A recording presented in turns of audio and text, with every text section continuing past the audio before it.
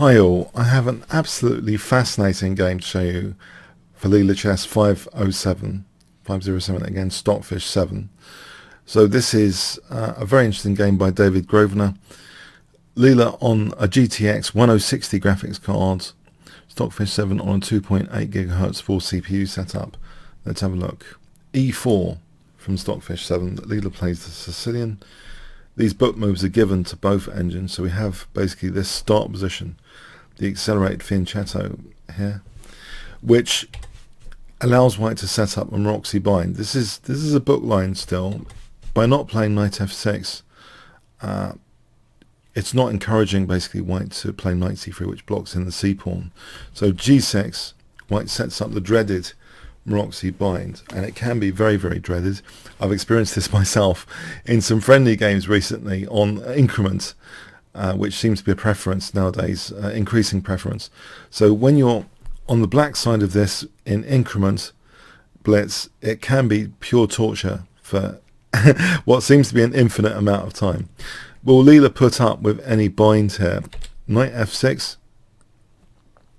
Now it might be tempting to take here and then play e5, but there's queen a5 check here to win that e5 pawn. So safety point. Knight c3, d6. This is end of book. Bishop e2. So how does Leela play this position? Is she going to be sort of bound up here? Knight takes d4, queen takes d4, bishop g7, bishop e3, black castles. Now there's the possibility of knight g4, for example, to pick up the dark square bishop. The queen here on d4 retreats. Now this is fascinating stuff, because I'm never really too sure how to play this position with black, so I find this absolutely fascinating. What is black's priority? Is it to try and destroy the bind, the Maroczy bind, as a high priority, and how to do that? We have this move queen a5, and I've seen some Fischer games where Fischer also brings out his queen and does strange things with it against the Maroczy bind in at least one or two examples. So this is absolutely fascinating to me. Here, white castles, bishop e6. We have now the move bishop d4. Now rook ac8, so putting some pressure on c4. That's protected. Now a6 as though b5. And then there's that loose knight potentially to pick up. So white plays this prophylaxis move, and is at the end of black's fun basically, because there's no b5 here anymore. It's not very favourable to play b5 here. This wasn't played, but because of b4 and then just taking on b5, there's no problem for white here. White has a small edge at least. So knight d7, Leela doesn't mind trading off the dark square bishops. We have b4. Now the queen doesn't go back passively. This is what I find pretty fascinating here. This whole maneuver, this whole concept. This is just new. This is like a new instructor for me on the black side of this. What to play here. I don't know whether to think this is too tactical, but this is Leela. This isn't a brute force engine. Is it the product totally of brute force? I'm not sure. Queen g5. It's a neural network, trained neural network coming up with queen g5 here. This has some implications from the Maroczy bind. Now, it looks very provocative. Why not just kick this queen with a tempo? If f4, this wasn't played, black could take on d4 and then justify the queen g5, because the queen can now go to f6. And this challenge on the dark squares, the queen taking that diagonal, is actually fairly comfortable for black. For example, taking here, you might think knight d5 to try and get a favourable pawn structure, threatening knight takes e7, but black can play this. And it's a little positional trap to take on e7, and this avoids any structural damage. So for example, this is falling into a positional trap. Black would be doing very well there. And if without knight takes e7, instead of knight takes e7, say bishop d3, then black's again fine, just taking on d5 and bishop d7. This is fine for black. There's no real problems here for black. Even position. So this is fascinating, this queen g5. The test is bishop e3. Now, Queen e5. And it looks as though, hold on a sec, the queen here is right in the centre of the board, and this is a brute force chess engine, and don't they do horrible things if your queen's a bit too adventurous? And here we see knight d5. Isn't the queen going to be trapped in this position? White is also threatening knight takes e7 check as well. So clearly the knight attack, there's no compensation here for f4 taking. So knight d5 seems very logical. There's no punishment there. And if rook c1, then c4 drops. So, you know, white has to do something. So knight d5 seems absolutely sensible and dynamic, aggressive. Leela actually, with this e7 pawn attacked, plays rook fe8. But here, isn't there a gigantic problem for Leela? I mean, when I say gigantic, wouldn't we have just ruled this out totally, this whole continuation of queen a5 to g5? Because f4, what does Leela do here?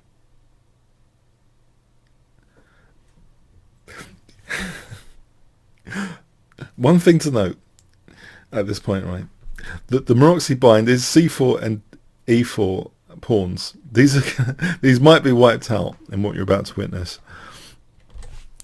Instead of f4, if bishop f4, by the way, then taking here is safe enough. There's d4. The queen's not getting trapped. There's ways of the queen just escaping, fleeing, and black's okay technically. Black's more than okay.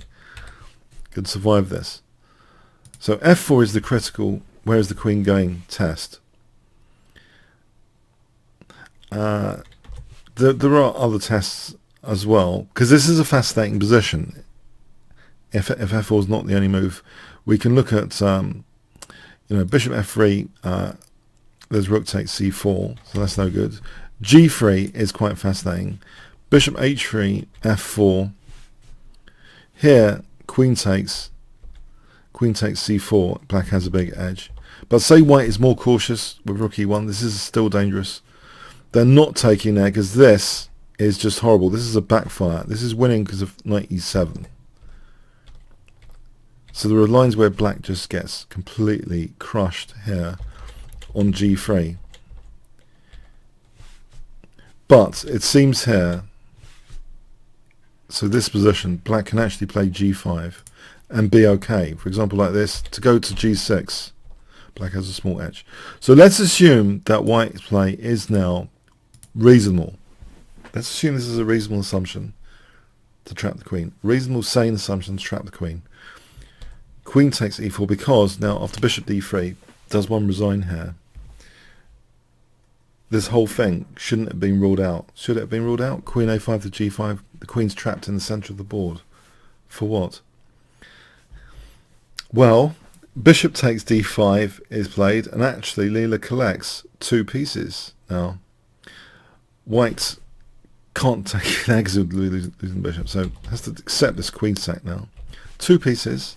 However, one of the Maroczy bind pawns has been taken out, and also look at the bishops.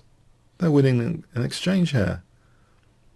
That rook's attacked. We see rook c1, and now bishop b2. So black is also winning an exchange. So centre pawn, two pieces, and winning an exchange. Is the verdict so clear now? Is white totally winning this? Just because white has the queen. Rook c2, bishop takes c2. Let's have a look at this position. Bishop g7. This is a position where part of the bind has been dissolved, but also black might have the potential for piece coordination and increasing the pressure on things. Queen e2, rook c7, f5, b6, b5, that's taken, and now we have this nice doubling of rooks. It seems natural. F takes. White is trying to damage black's pawn chain around the king. h4, very aggressive play. Rook c2, queen f3, hitting f7, that's defended. h5, again trying to undermine black's king. It's already a little bit tricky here. If g3, black can take on a2, this position, for example, starts to look a bit nasty for white as an example. You can see the tactical this because of knight f3 check there, by the way, rook d2. So this shows some of the horrors that might be available if black can have this sort of kind of coordination. The queen's not going to be able to defend this position. It's just nasty, and it's more than enough material there in that line, fictional line. So h5, sort of g3. This seems very attacking, something to do. So knight e5, queen d5, and now this pawn is taken. Was this a bad idea, this whole h4, h5? Well, white takes on b6. Rook 8 to c4, which blunts the queen. Well, rook takes a2 is on the card, so this pawn's attacked now. So that's moved, actually, to defend it. This is nice. If a4 just taking here is nice for black. Small edge. So king g7 now. So a3, king g7, bishop f2, rook b2, bishop e3. Here you might wonder about b6. Well, rook g4 here is interesting, because now knight d3 and then to f4 is dangerous. So even though this pawn looks as though it's a winner, this is really dangerous, because if you have a look at this, yeah, that would stop knight f4, by the way. But this position is just better for black. That position is just better for black. If we look at this b6 again, a different variation of it. Instead of rook takes d3, say queen f3. Yeah, the rooks. This attack for black is good. This position should be at least equal anyway. This position at least equal. So bishop e3 is played. Maybe that was a relatively big mistake instead of b6. b6 might have been the critical way for white to at least try and draw this, because now it seems rook b3, this is starting to be quite nasty for white. Now bishop b6 blocking in its own b pawn doesn't seem intuitively very nice. Rook b1, if rook d1 instead, then black gets a nice position like this, for example, with lots of possibilities, like check here. The back row is weak here, for example, like this is mating. So this is starting to be really nasty, this kind of scenario, where it doesn't matter about the queening, because white loses tons of pieces. Black has a big advantage there. So rook b1 was played, rook d3, queen a8, now knight g4. Black's pieces are really coordinating well here. King h1, rook dc3, threatening rook c1 check. That horrible knight taking out the escape square here. So rook c1, big threat. Rook f1, rook b3, trying to take out this b pawn. Queen e5. Now the rook's doubled to take out this b pawn as a first stage, and the bishops come off. This leaves the queen a bit lonelier than before. The white queen, just the rook to assist the white queen. And now black does mass centralization. This is like a classic Fischer game. Mass centralization of the pieces here, putting both rooks in the center. And now black starts using, Leela starts using these passed pawns. That one's pushed to d4. And now h4, clamping down a bit more on white's position, knight e3. f5, the pawns are being pushed, knight g4. Rook e1. That's taken. So this imbalance here, rook and knight, and the extra free pawns, the queen all by herself now, but these passed pawns are looking extremely winning now, funny enough, as they're being herded by the rook in the center. Rook's on the 7th rank now, and this is just starting to look absolutely lost with the two big connected passed pawns crashing through. Here the game was adjudicated as a win for black. If the game continued, knight g4, for example, white's just hopeless here, helpless and hopeless. g3, h3, for example, like this, rook d2, the game could end like this. One spike check and then end of game. As an example, checkmate. Okay, yeah, a fascinating game there from Leela Chess. Fascinating queen sack to break the Maroczy bind. And it's just a very interesting new dynamic imbalance that was created from the queen sack. The pieces started coordinating.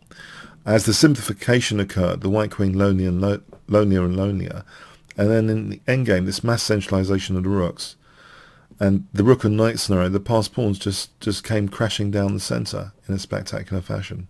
So a really amazing game now. I hope you enjoyed it as much as me. And is this a new concept against the Maroczy bind? How to play against Maroczy bind? It seems, in one respect, quite tactical, but maybe there's a real positional justification to doing this, rather than accept suffering against the bind for too long. Just break it kind of immediately with this spectacular queen sack for 2 pieces. So, new concept in chess against Maroczy bind. Let me know what you think. Comments, questions, likes, shares appreciated. Thanks very much.